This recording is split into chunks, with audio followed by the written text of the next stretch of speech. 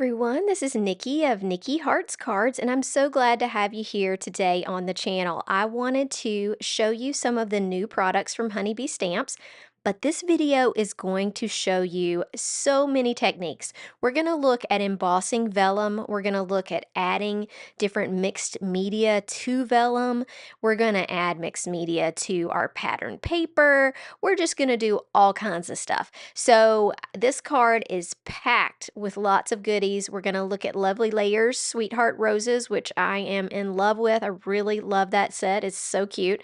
And we're just going to have a lot of fun. So let's get right into it. So today we're going to use the really dark brown in this pack for Vintage Love. It's the dark brown on the bottom there, and it's got a little bit, you'll see it has some variation in it, but that's going to be the background of our card.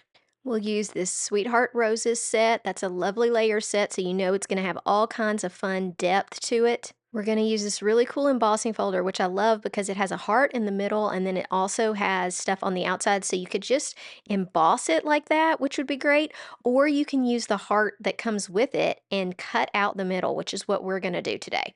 So this may seem counterintuitive, but with me, I like to go ahead and cut the shape before I put it in the embossing folder because I don't want to send this through a die cutting machine and have it flatten out that embossing. So I'm going to go ahead and cut the heart, and then I'm going to carefully place the heart inside the embossing folder.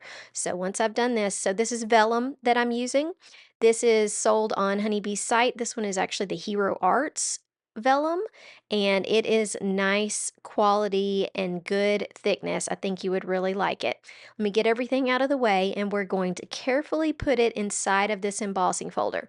Now, when you're embossing with vellum, I know that we have some other videos on here, you need to be extremely careful. It is a delicate paper, and you can rip it with the embossing folder if you use your normal sandwich. So I didn't use my normal sandwich. I used one plate, the embossing folder, and then I just slowly added different pieces of scrap paper. So I think I ended up with 4 pieces of scrap paper and ran it through. And so you'll see I got an impression, but it didn't rip up the paper. When I sent it through in its regular embossing sandwich, it did cause rips in the paper. Now, what the technique that we're going to do, it probably doesn't matter if you get a little bit of cracking in your paper because we're going to cover this up and add gold highlights. So don't worry about it if you do get some cracking. Okay, now here's what I mean. So we're going to use some Lunar paste. This is Gold Rich is the color. And I put on gloves just because Lunar paste is a little hard to get off of your fingers and everything. So it's kind of nice to do it with this. I am doing a very light touch and trying to add this only to the raised areas. So you don't want to go in and press and mess up your vellum. You just want to lightly touch it. And if you have too much on your finger, really start off slow or you'll get a big area of that gold. But this is a way to, one, cover up mistakes on your folder, and two, if you love using vellum, I love the addition of texture it has with being a little bit more lightweight than using other papers, and you want to add something extra to it, this is the way to add these amazing gold accents. So I'm just going to go in with very light amounts and try to touch those areas that are raised. Because this is a 3D embossing folder, there will be different levels, so you can't just like run your hand over this. You need to take each element separately because some are taller than others. They are more, that's why it's called 3D, because there's different levels of the raised area. So you want to kind of go over everything, and then I go back, and some of them that aren't raised quite as much, I go in very lightly and touch them so that the detail shows up but don't get as much gold on them, and that just really adds to the effect. So like in the middle right here where I'm touching those are a little less raised. See how the flowers get more gold on them? It's because they're raised up a little higher. So you've got lots of options, and if you get a little bit of gold on the background, it doesn't matter. It looks great. It looks so fun. I hope that you'll try this technique out because it is so fun. So if you don't have gloves, you can do this with your fingers.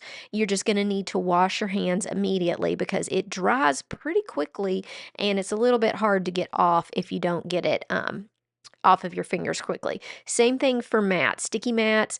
This mat that I'm using from Waffle Flower, All of these are kind of like non-stick mats, but this stuff dries fast. So you're going to need to scrub it a little bit, soak it in some water to get it off. It does come off fine, but it takes a little bit more work than something like an ink. So other reasons that I use this gold, I mean, besides the fact that I just love the way it looks, it's really a practical application. And if you haven't seen my other video that I just did for honeybee stamps, it's a great way to cover up your adhesive. So one of the problems with vellum is it is often hard to stick it down without seeing the adhesive through it. So these darker areas of gold allow me to put some glue or double-sided adhesive, and it's less visible. Right now I'm kind of going over the edges because I don't like to leave a raw edge. I like that edge to look gold. So you'll see I kind of go around the whole thing and continue to add. And you can add as much or as little as you want. But that's another reason to use vellum and to have something else on your vellum so that you can hide your adhesive.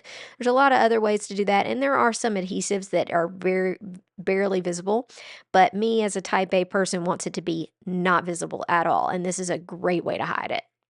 Okay, I'm going to zoom in on this even more so you can see how these details are kind of coming alive while I put this on there. And you can see I told you I was going to do the edges. I like the edges to look gold.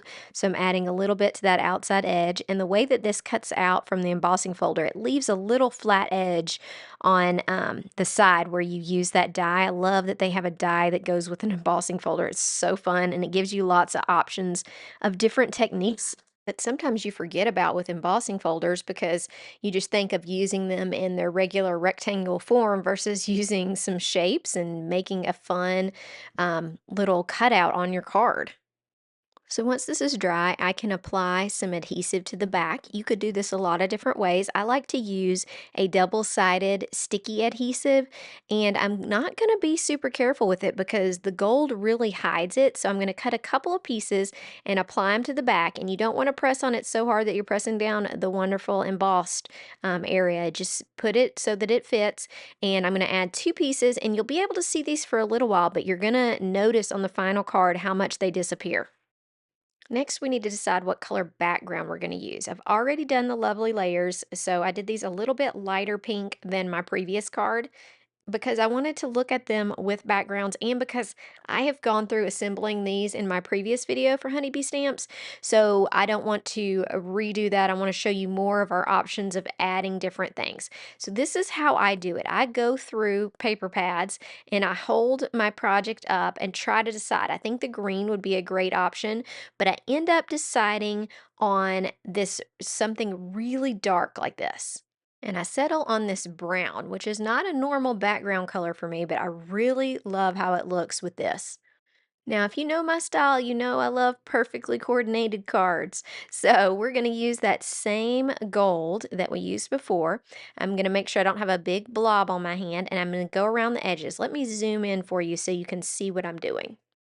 As I get started with this, I'm just really careful with it, trying not to add big blobs and make my line too large.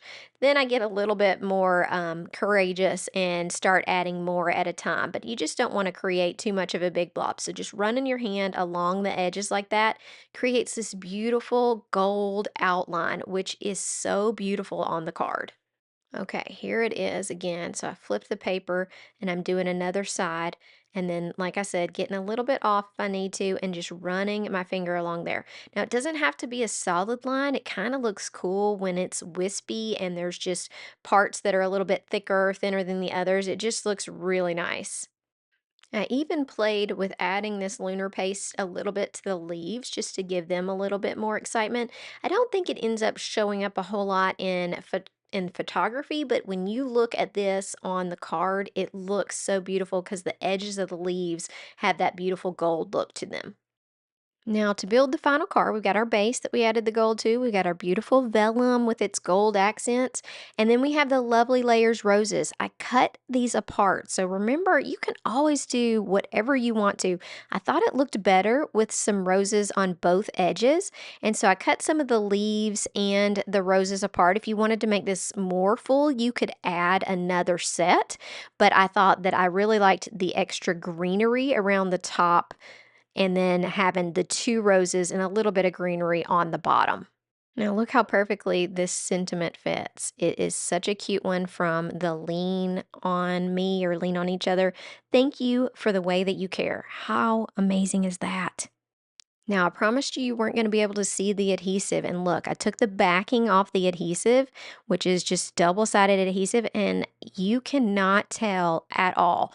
It's pretty amazing, and I think that gold helps kind of cover it up, but it's just like it's awesome. I'm so excited about it. Okay, the last thing that I did to this card, because of course I am, if you know my card making style, you know that I like all the details, just as many details as I can fit on there. Sometimes I probably go a little overboard, but I'm adding a piece of double-sided adhesive foam to the back of this. And the reason I'm doing that is because we're going to wrap some metallic thread around this, and it just makes it easy to stick. You could use a piece of tape on the back as well, but I love to use the foam just because it's already sticky and I can add my thread to it. And I just think adding that metallic thread just really ties in all these cool metallic elements, and it's so easy to do. So I just added a little bit of that, and then I'm going to show you the final card, but I wanted to also mention to you that all of the things that I used in this video will be in the description of the video and linked there. Those links do help me out as a creator, so I would love it if you click on those if you're going shopping today. Also, you will find more videos on the Honeybee channel about this new release. Make sure and go check those out and hit the like and subscribe on the Honeybee channel. They have awesome products, and I think you're going to love all of the videos that we worked so hard on. I just love how this turned out, and I'm going to show you just moving it around in the light so you can see all of that wonderful gold and how it picks up the shining light. It's a little harder in photos sometimes to get that, so I wanted to show you up close. I hope you enjoyed this video. Make sure you hit the like button, and I would love to see you again back on the channel. Have a great day. Bye.